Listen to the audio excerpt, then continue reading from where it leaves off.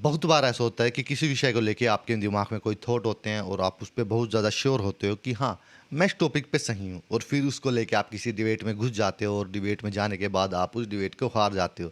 फिर आपको लगने लगता है कि कहीं मैं गलत तो नहीं था, कहीं मेरी सोच इस बारे में गलत तो नहीं थी। लेकिन किसी भी डिबेट को हारना इस बात का सबूत नहीं है कि उस विषय पे आप गलत थे।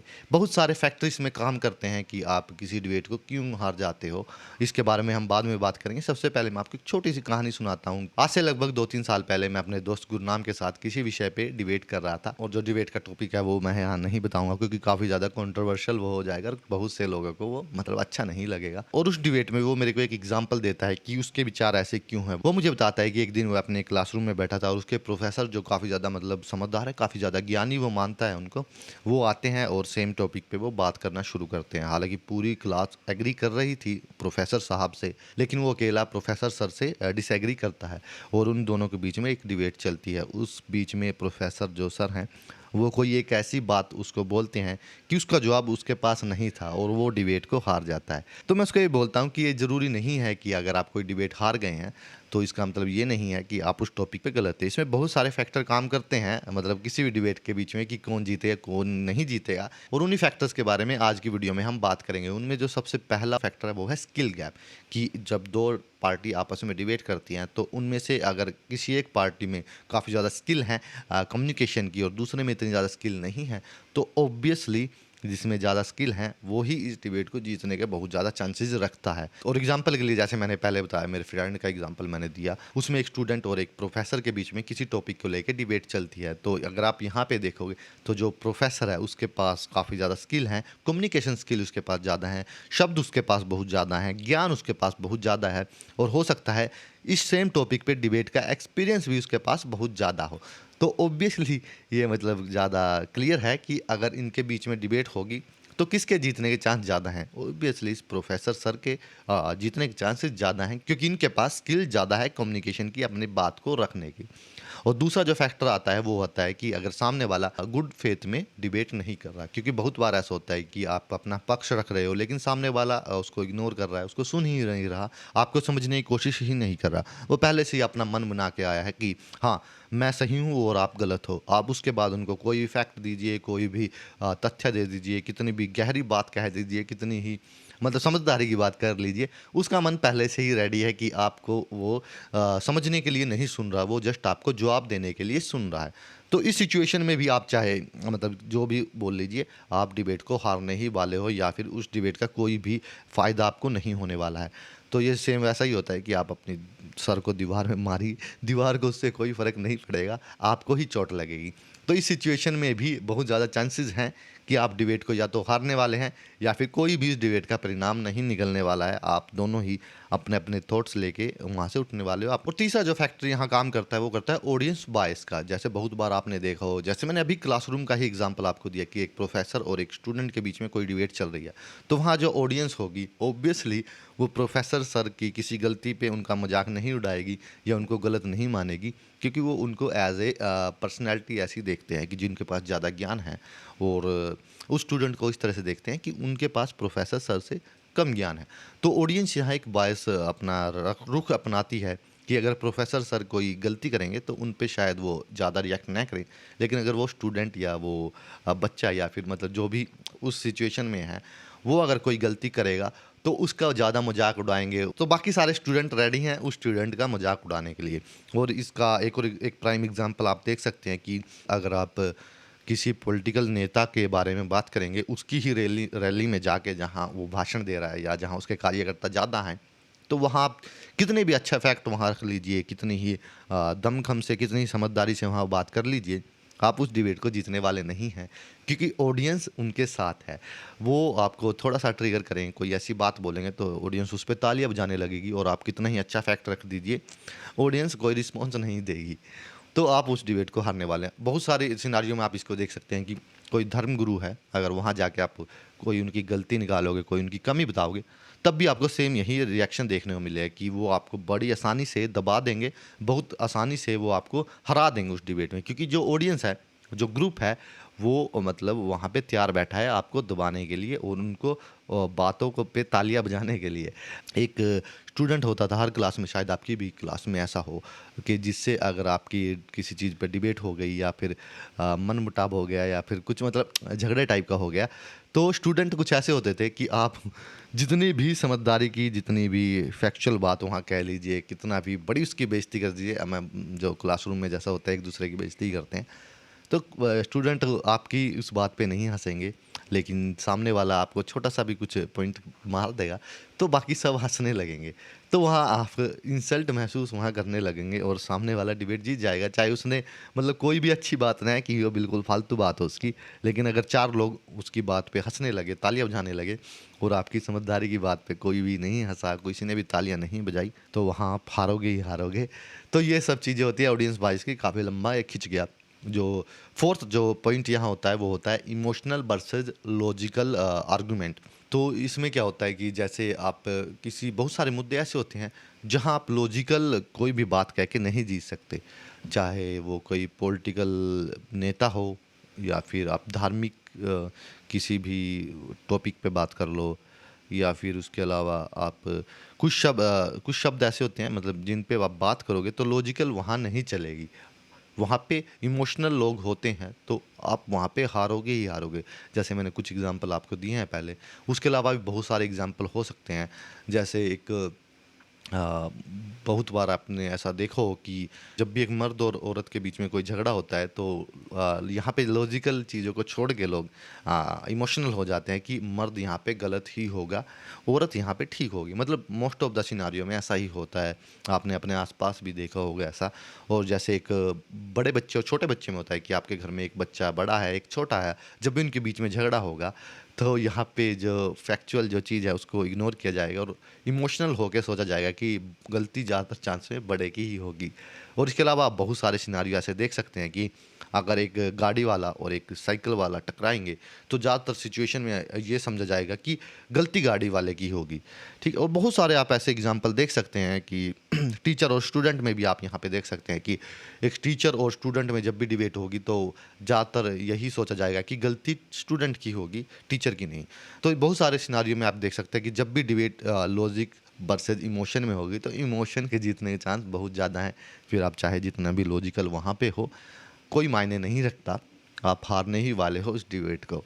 उसके अलावा जो 5वां पॉइंट है वो है कि आप दोनों जो पार्टी डिबेट कर रही हैं वो अलग-अलग ग्राउंड पे डिबेट कर रही हैं। जैसे मैंने अपनी पिछली वीडियो में बताया था कि आपको अपने ग्राउंड पे रह के ही डिबेट करनी है और अगर आप इसी पे कंटिन्यू करोगे तो बहुत सारी सिचुएशन में ऐसा हो सकता है कि आप और सामने वाली पार्टी अलग-अलग ग्राउंड पे ही डिबेट कर रही है। तो उस सिचुएशन में भी आप जो मर्ज़ी ट्राई कर लो, आप उस डिबेट को जीतने वाले नहीं हो। ऐसा बहुत बार होता है कि आप किसी टॉपिक पे डिबेट कर रहे हो लेकिन आप दोनों पार्टी के बीच में क्लियर नहीं है कि डेफिनेशन क्या है? जिस टॉपिक पे आप डिबेट कर रहे हो, उस शब्द की डेफिनेशन क्या है? आप किसी और डेफिनेशन को लेके डिबेट कर रहे हो, सामने वाला किसी और डेफिनेशन को लेके डिबेट कर रहा है, तो आप सेम ग्राउंड पे कभी डिबेट नहीं कर पाओगे अगर आपके बेसिस ही अलग-अलग हैं। तो उस सिचुएशन में नो डाउट आप हारने ही वाले हो या फिर कोई भी परिणाम इस चर्चा का नहीं निकलने वाला है। तो ये भी एक बहुत बड़ा रोल अदा करता है कि आप बहुत सारी डिबेट को हार जाते हो या बिना किसी रिजल्ट के आप वहाँ से उठ के चले जाते हो, फ्रस्ट्रेट होके चले जाते हो। क्योंकि आप दोनों ही एक दूसरे का पॉइंट नहीं समझ रहे, आप दोनों ही एक दूसरे की डेफिनेशन को नहीं समझ रहे। तो ट्राई कीजिए जब भी आप किसी ऐसे मुद्दे में घुसें, जहाँ आपको लगता है कि डेफिनेशन क्लियर की जानी चाहिए डिबेट से पहले ही, तो आप सबसे पहले अपना जो डेफिनेशन है उस मुद्दे को लेके, उस शब्द को लेके वो एक्सप्लेन कीजिए सामने वाले को और सामने वाले को भी बोलिए कि आप एक्सप्लेन कीजिए कि इस शब्द से आपके क्या मायने हैं। तो मतलब एक फेयर ग्राउंड पे या सेम ग्राउंड पे आप डिबेट कर सको, वरना तो फिर आप दीवार में वही सर मारते रहोगे और सामने वाले के प्रोस्पेक्टिव से भी यही है कि वो भी दीवार में सर मारता रहेगा, लेकिन आप दोनों अलग अलग दीवार पे सर मार रहे होंगे, तो कोई इसका परिणाम नहीं निकलने वाला है। तो इस बात का भी आपको ध्यान रखना है। और इसके बाद जो सबसे बड़ा रोल अदा करता है जो फैक्टर, वो है कि उस समय पे आपके पास उतनी ज़्यादा इन्फॉर्मेशन नहीं है। जैसे मैंने फिर से वही उस एग्जांपल पे जाऊँगा कि एक स्टूडेंट और एक प्रोफ़ेसर के बारे में आप बात करें, तो उन दोनों के बीच में कोई डिबेट चल रही है, तो जैसे मैंने बताया कि प्रोफ़ेसर लाइफ़ में ज़्यादा एक्सपीरियंस है उनके पास, तो ऑब्वियसली उनके पास ज़्यादा इन्फॉर्मेशन होगी। वो शायद इस डिबेट में बहुत बार गए हों।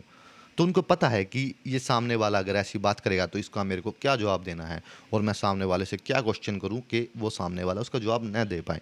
तो उनके पास ज़्यादा एक्सपीरियंस होगा, ज़्यादा डिटेल होंगी इस बारे में, और आपके पास शायद जिस टॉपिक को लेके आप डिबेट में घुस गए हो, उस टॉपिक पे आपके पास ज़्यादा डिटेल नहीं है, ज़्यादा इन्फॉर्मेशन नहीं है, तो कहीं न कहीं आप फँस जाओगे या फिर किसी बात का आप जवाब नहीं दे पाओगे। तो ट्राई कीजिए कि जब भी आप किसी मुद्दे पे डिबेट करने के लिए घुसें, तो आप एग्री करें कि हाँ, मेरे पास ज़्यादा इसकी इन्फॉर्मेशन नहीं है। और अगर आप हार जाएँ, तो ऐसा ना समझें कि नहीं, नहीं मैं गलत हूँ। आप ट्राई कीजिए कि उनका जो सवाल है, उसका आप जवाब ढूँढें। अगर उसके बाद आपको लगता है कि आप गलत हो या फिर सामने वाला गलत है, मतलब कौन सही है, कौन गलत है, उसके सवाल का जवाब ढूँढने के बाद आप मतलब कंटिन्यू कीजिए इस जर्नी को अपनी को, कि खुद को गलत कहना है या सही कहना है इस बात को। क्योंकि ज़रूरी नहीं कि आप किसी टॉपिक पे कर रहे हो, सामने वाला कोई ऐसा मुद्दा उठा ले जिसके बारे में आपको इन्फॉर्मेशन नहीं है। अभी आप क्वांटम मैकेनिक्स की बात यहाँ करने लग जाओ, हालाँकि बेस लेवल पे शायद हम डिबेट कर सकें इस बारे में, लेकिन अगर कोई प्रोफ़ेसर है जिसको डिटेल पता है और हमें नहीं पता, तो मतलब उसके बाद चाहे वो गलत क्लेम भी करे, बट हमें नहीं पता तो हम मतलब उसके क्लेम को कैसे गलत साबित करेंगे? तो आपको इस बात को समझना है कि अगर आपके पास इनफ इन्फॉर्मेशन नहीं है किसी चीज़ के बारे में, तो ये आपको गलत साबित नहीं करता और ना ही सामने वाले को सही साबित करता है। तो आपको ट्राई करना है कि अगर किसी ऐसी सिचुएशन में हो कि आपके पास इन्फॉर्मेशन न हो, तो आप वहाँ बोल सकते हैं कि मेरे पास इसकी इन्फॉर्मेशन नहीं है, प्लीज़ थोड़ा सा एक्सप्लेन कीजिए इस बारे में, ताकि आप इन्फॉर्मेशन ले पाएँ। और डिबेट ख़त्म होने के बाद आप ट्राई करें कि खुद भी उस टॉपिक के बारे में ज़्यादा इन्फॉर्मेशन लें, ताकि आप अच्छे से अपनी जो विचार हैं उस टॉपिक पे बना पाएँ। सही या गलत वो बाद की बात है। उसके बाद जो सबसे इम्पोर्टेंट मेरे को लगता है, और बहुत सारी सिचुएशन में मैंने देखा है, वो है पावर स्ट्रक्चर का। कि बहुत सारी सिचुएशन में आप डिबेट में तो घुस जाते हो बिना पावर स्ट्रक्चर को समझे, उसके बाद आप डिबेट हार जाते हो या आपको हारना पड़ता है। तो वहाँ भी आपको देखना है पावर स्ट्रक्चर के बारे में। फिर से इस एग्जांपल की तरफ अगर चलें, एक प्रोफेसर और एक स्टूडेंट के बीच में डिबेट चल रही है, तो आप साफ तौर पे देख सकते हैं कि पावर स्ट्रक्चर यहाँ कैसा है। एक स्टूडेंट है, एक प्रोफेसर है। ऑब्वियसली एक प्रोफेसर के पास एक स्टूडेंट से ज़्यादा उस सिचुएशन में पावर है। और अगर एक और एग्जांपल मैं दूँ आपको और ज़्यादा सिंपल करने के लिए, एक कर्मचारी और एक मालिक या बॉस आप बोल सकते हैं, उसके बीच में अगर डिबेट होगी, तो पावर स्ट्रक्चर क्या है? उस कर्मचारी के पास कम पावर है बॉस से। आप एक आम नागरिक हैं और कोई पॉलिटिकल नेता है, तो वहाँ पावर स्ट्रक्चर कैसा है? ये आप इस चीज़ को समझना है। अगर आप कोई बड़ा अफ़सर है, कोई सरकारी, कोई पुलिस वाला है, कोई वकील है, कुछ भी, और एक आम नागरिक हैं, तो पावर स्ट्रक्चर क्या है? एक जज है और एक वकील है, अगर उनके बीच में डिबेट होगी तो पावर स्ट्रक्चर क्या है? तो आपको इन सब चीज़ों को समझना है, उसके बाद ही आपको कोई एक्शन लेना है। बहुत बार ऐसा होता है कि आपके पास आर्गुमेंट होते हैं सामने वाले को के जो सवाल हैं या सामने वाले को गलत साबित करने के लिए, लेकिन फिर भी आप वो आर्गुमेंट नहीं दे सकते। जैसे मैंने बताया, एक स्टूडेंट और एक प्रोफेसर के बीच में डिबेट होगी, एक जज और एक वकील के बीच में डिबेट होगी, एक आम नागरिक और किसी बड़े नेता के बीच में डिबेट होगी। बहुत सारी सिचुएशन में आप नर्वस हो जाओगे, आप जवाब नहीं दे पाओगे, आपके मुँह से शब्द शायद ना निकले, या फिर आपके मन में वो जवाब हो, लेकिन आप शब्द न ढूँढ पाओ कि आपको विद रिस्पेक्ट कैसे रखना है, खुद को सेफ रखते हुए। क्योंकि बहुत सारी ऐसी, जैसे मैंने बताया, जो सिचुएशन रहती हैं, सेफ्टी भी आपको देखनी पड़ती है कि सामने वाले की ईगो आप हर्ट ना कर दो, फिर बहुत कुछ हर्ट हो जाएगा आपका। तो इस बारे में भी आपको देखना पड़ता है। तो मतलब बहुत सारी सिनारियो ऐसे इसके अलावा हो सकते हैं कि जहां आप सही होते हुए भी इस डिबेट को हार जाते हो। तो इन सब के बीच में आपको ध्यान रखना है कि आपको अपने आप को मतलब दोष नहीं देना है या अपने आप को गलत एकदम से नहीं मान लेना है। आपको जो पूरी डिबेट थी उसको अपने दिमाग में घुमाना है, समझना है कि किस टॉपिक पे बात चल रही थी, क्या हम दोनों सेम ग्राउंड पे लड़ रहे थे या नहीं लड़ रहे थे, पावर स्ट्रक्चर कैसा था, क्या मैं ज़्यादा इन्फॉर्मेशन इस टॉपिक के बारे में ले सकता हूँ या नहीं ले सकता हूँ। मतलब जो हमने पॉइंट बताए हैं उस बारे में आपको अपने मन में सोचना है। और उसके बाद अगर किसी डिबेट को आप हार जाते हो, तो अपने आप को दोष नहीं देना है, अपने आप को माफ़ कर देना है कि बहुत सारी सिचुएशन ऐसी होती हैं जहाँ आपको डिबेट हारनी पड़ती है या आप डिबेट हार जाते हो। और उसके अलावा आपको उस सिचुएशन से सीखना है। जैसे मैंने बताया, अगर आपके पास कम इन्फॉर्मेशन है तो आपको सीखना है उस टॉपिक के बारे में जहाँ आप फंस गए थे, जहाँ आप गलत साबित हो गए थे, उसके बारे में आपको और ज़्यादा सीखना है, ताकि इन फ्यूचर आप अच्छे निर्णय ले सको अपने जीवन में। उस टॉपिक पे आपकी जो विचार हैं, जो आपकी समझ है, और ज़्यादा ब्रॉड हो और ज़्यादा पक्की हो, वो जो नींवें रखी गई हों उस विचार के की इमारत के नीचे, वो और ज़्यादा मजबूत हों। और इन फ्यूचर अगर आप सेम डिबेट में सेम टॉपिक पे आओ तो आपके पास अच्छा जवाब हो। अ, और इसके अलावा आपको समझना है कि कब आपको डिबेट को छोड़ना है। जैसे मैंने बताया, पावर स्ट्रक्चर की बात है, तो आपको किसी बड़े नेता के साथ, या फिर एक वकील को एक जज के साथ, या फिर एक स्टूडेंट को एक प्रोफेसर के साथ, उन छोटे-छोटे मुद्दों पे इंटेंस डिबेट में नहीं घुसना है, जहाँ से आसानी से आप कट सकते थे, जहाँ से आप निकल सकते थे। आपको समझना है कि किस पॉइंट पे आके अब ईगो की बात आ गई है। अब आपको यहाँ से निकल लेना है, वरना नुकसान सिर्फ आपका होगा और किसी का नहीं।